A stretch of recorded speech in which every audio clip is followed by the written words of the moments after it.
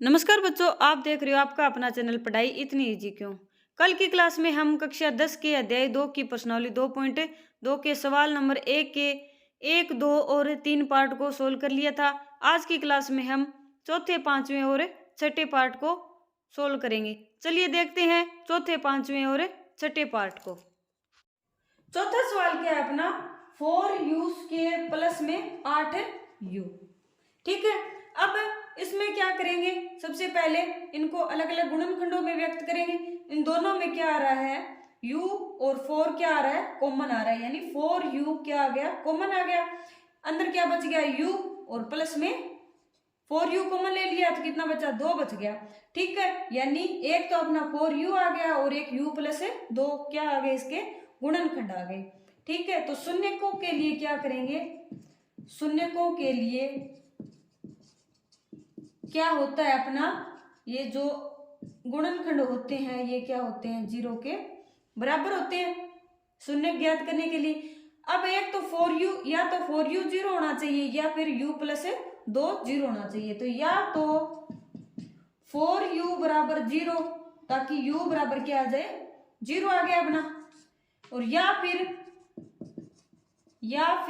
u plus 2 बराबर क्या होगा, 0, u बराबर क्या आ जाएगा, -2।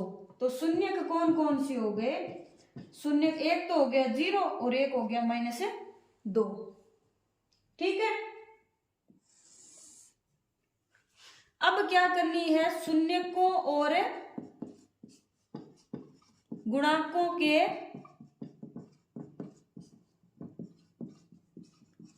बीच के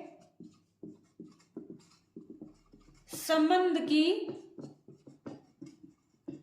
सत्यता की जांच करनी है। ठीक है, सबसे पहले क्या करेंगे,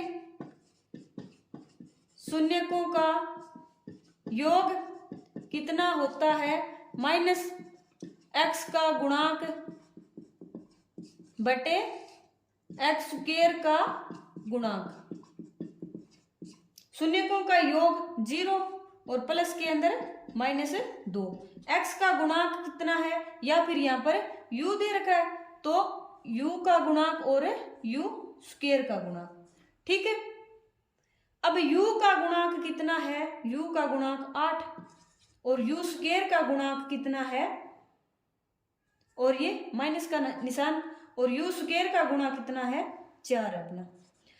0 प्लस -2 कितना आ गया, 0 में -2 को ऐड किया -2 और 4 में 8 में 4 का भाग दिया कितना आया, 2 बराबर, ये माइनस है और -2 इक्वल -2, यानी पहला संबंध है वो सत्य साबित हो रहा है। सेकंड क्या है अपना, शून्यकों का गुणनफल क्या आता है, अचर पद बटे u स्क्वायर का गुणांक।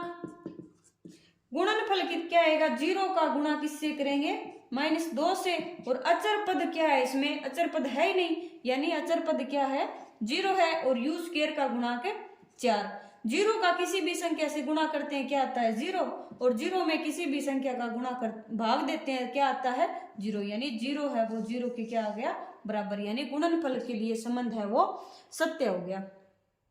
अगला पांचवा है अपना t स्क्वायर -15।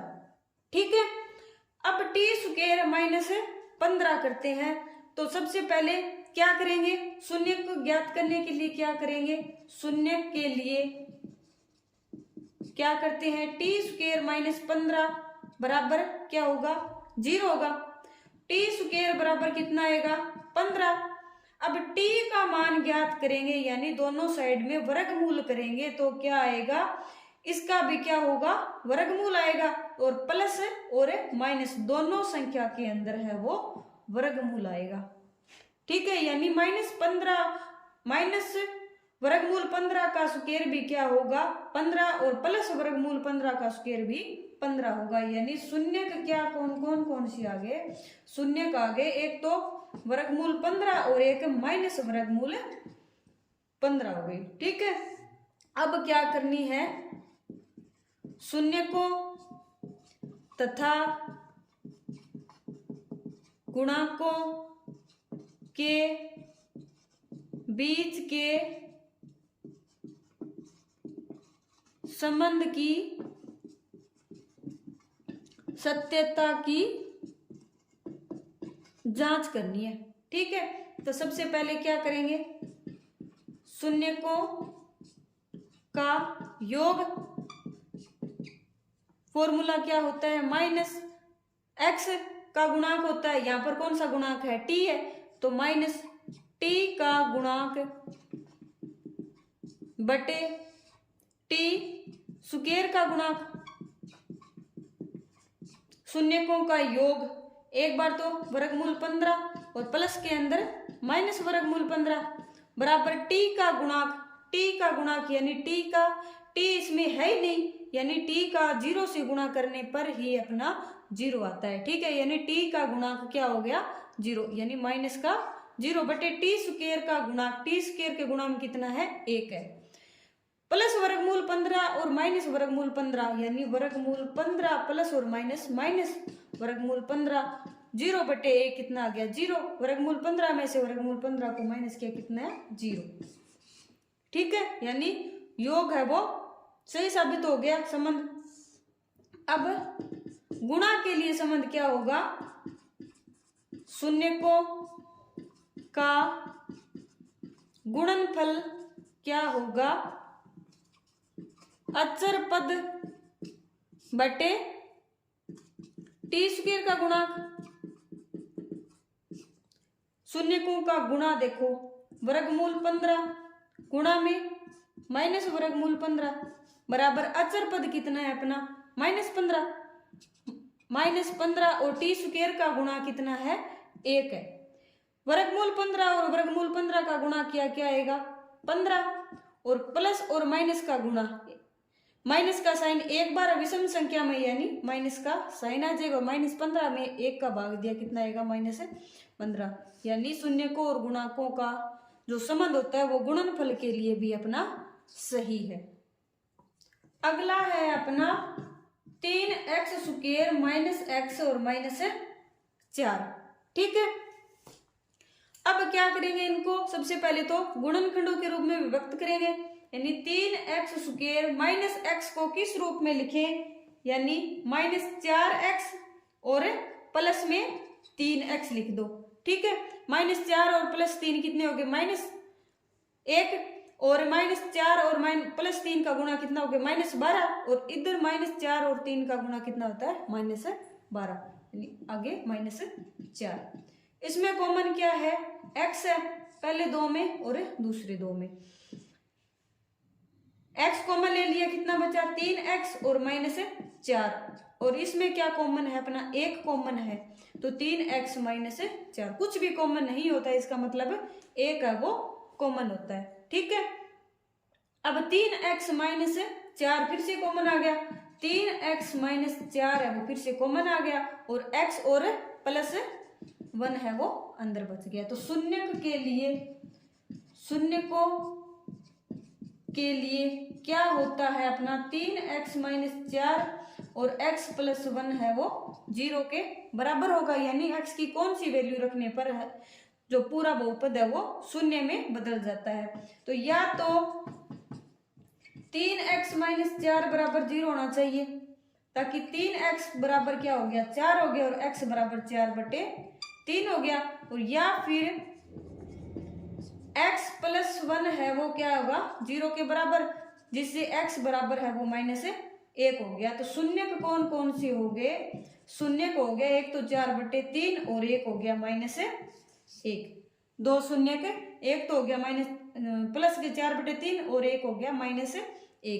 अब क्या करना है, शून्यकों तथा गुणाकों के बीच के संबंध की सत्यता की जांच करना है। ठीक है, तो क्या होगा, सबसे पहले तो शून्यकों का योग के लिए जांच करो, शून्यकों का योग बराबर क्या होता है, माइनस एक्स का गुणांक बटे एक्स स्क्वायर का गुणांक। शून्यकों का योग कितना है, एक तो 4/3 है और प्लस के अंदर -1 है, और माइनस एक्स का गुणांक कितना है, -1, और एक्स स्क्वायर का गुणांक है 3। ये क्या आ गया, 4/3 और प्लस और माइनस, -1 और माइनस कितने हो गए, +1 और बटे 3। 4/3 में से 1 को माइनस किया, कितना आया, 1/3 और बराबर 1/3। ठीक है, अब 4/3 को -1 करो, 3 आएगा लघुत्तम, और यहाँ पे 4 और -3 बराबर 1/3 आ गया ना। यानी शून्यकों के लिए संबंध है वो सत्य है। दूसरा क्या आएगा, शून्यकों का गुणनफल क्या आता है, अचर पद बटे एक्स स्क्वायर का गुणांक। गुणनफल क्या कैसे होगा, 4/3 गुणा में -1, और अचर पद क्या है अपना, -4, और एक्स स्क्वायर का गुणांक 3। 4 और -1 का गुणा -4/3 बराबर -4/3। यानी जो गुणनफल के लिए भी शून्यकों और गुणांकों के बीच में जो संबंध होता है वो अपना सत्य है। ठीक है, आज के लिए इतना ही। आज हमने प्रश्नावली 2.2 के सवाल नंबर 1 को सोल्व किया। कल की क्लास में हम सवाल नंबर 2 को सोल्व करेंगे। आज की क्लास आपको कैसी लगी, शून्यकों तथा गुणांकों के बीच में संबंध जो होता है उनकी सत्यता की हमने जांच की। कितना समझ में आया कमेंट करके जरूर बताइए। अगर पसंद आया हो तो चैनल को लाइक शेयर एंड सब्सक्राइब करें। तब तक के लिए पढ़ते रहिए, बढ़ते रहिए और पढ़ाई को इजी बनाते रहिए। मिलते हैं नेक्स्ट क्लास में प्रश्नावली 2.2 के दूसरे सवाल के साथ।